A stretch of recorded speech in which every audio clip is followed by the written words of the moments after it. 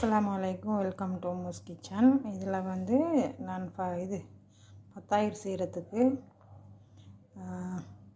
இதே கிளாஸால் 1.5 கிளாஸ் தண்ணி, 1 கிளாஸ் வந்து நார்மல் வாட்டர், 1/2 கிளாஸ் வந்தது கொஞ்சம் லேசான ஹாட் வாட்டர், அதை மிக்ஸ் பண்ணி அந்த 1.5 கிளாஸ் தண்ணி அதில் ஊற்றிட்டு 2 கப் சின்ன கப் ஒரு 4 கரண்டி மாவு, டீ மாவு, நாங்கள் டீ குடிப்போம் அந்த மாவு தண்ணி நல்லா மிக்ஸ் பண்ணிவிட்டு, டீஸ்பூன் இருக்குது தானே, இந்த டீஸ்பூனால் 1.5 கரண்டி ஈஸ்ட்டு, 1/2 கரண்டி பேக்கிங் பவுடர், 1 கரண்டி சுகர், 2 கரண்டி ஆயில், இதே கரண்டியால் அவ்வளோதான் போட்டுவிட்டு நான் ஒரு 1/2 hour வச்சேன்.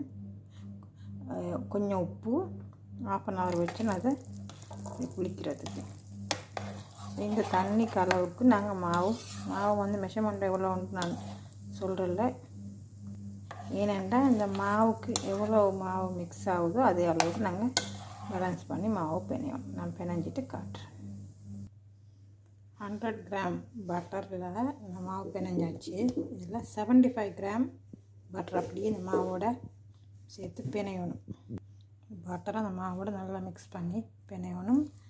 எவ்வளோக்கு பிணைகிறீங்களோ அவ்வளோக்கு டோ வந்து சாஃப்ட் ஆகும்.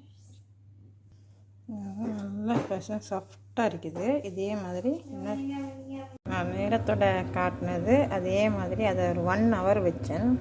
1 hourல பாருங்கள் எப்படி இதாக இருக்குதுன்னு சொல்லி. மேக்ஸிமம் 1 hour இப்படி தான் மாவு இருக்கணும். அப்போ தான் அந்த ரொட்டி வந்து ரொம்பவே இதாக இருக்கும், சாஃப்டாக இருக்கும்.